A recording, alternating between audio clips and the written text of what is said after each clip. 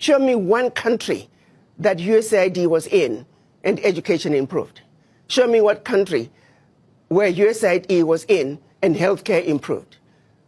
The social services they're bringing, it's peanuts. The American taxpayer needs to know the billions of dollars that are being given to USAID, a fraction is making it to the people. Let's look at what HIV/AIDS was used to do. We know of a program that was run out of South Africa where they actually were injecting people with the virus. The reason some of the AIDS virus spread as rapidly as it did in Southern Africa, there were some very dirty games being played on African people. They were using Africans as guinea pigs for experimental activities.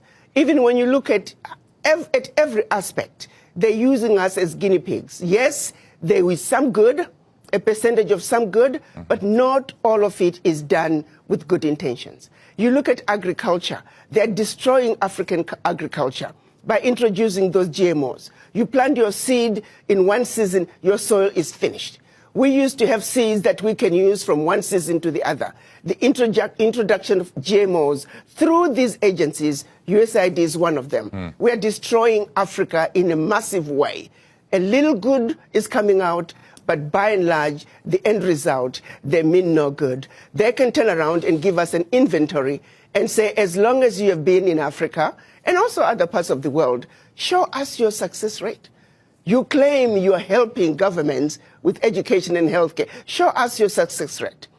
But I also turn around and say, African governments, why do you need this little aid to assist you in providing proper healthcare, proper education? The average African government can afford to provide those services for their people. Why does such a continent that did so much to help Europe recover continue to be so poor?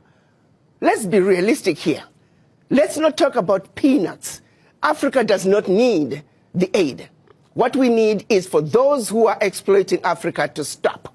Africa has everything it needs. If Africa could have contributed as much as it did to the recovery of Europe post-World War II, why wasn't Africa equally developed? This is a wake-up call to the African leaders to take inventory of what is really happening in their countries. Do they really need the peanuts that are coming in as aid? What is really going out? If I may use the example of what happened in Niger when the government decided they were going to take over the mining of their uranium. The French companies that were mining the uranium were paying the government 80 cents a kilo for the uranium, and then turning around and selling the uranium to the rest of the world at 200 euros a kilo. So that one move from the Nigerian government to say we are now going to take ownership of our own uranium, they went from realizing about $1 billion in uranium resources to over 300 billion a year. Do you realize what I'm talking about?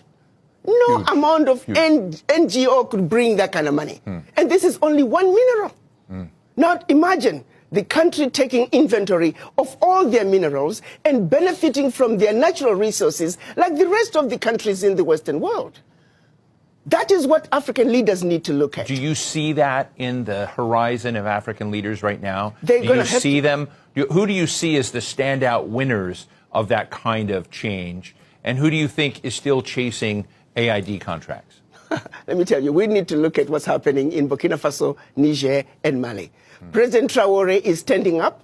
He is saying the natural resources in Burkina Faso, they belong to the people of Burkina Faso. Niger is doing the same thing. Mali is doing the same thing.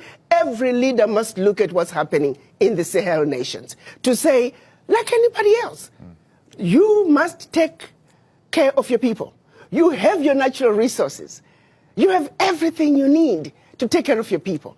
Why do you continue to be beggars? Look at what is being brought in by not only USAID, but all the NGOs in your country. It's peanuts. It's a joke that the African leaders should continue to be beggars of peanuts when you are looking and allowing billions to get out of your country year in and year out, if not trillions, in natural resources that your people should be benefiting from.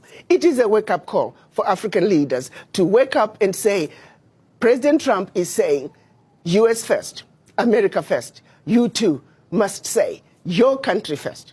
because you have everything it takes. It is a joke. It is embarrassing to see I have not seen any African leader cry over USAID leaving.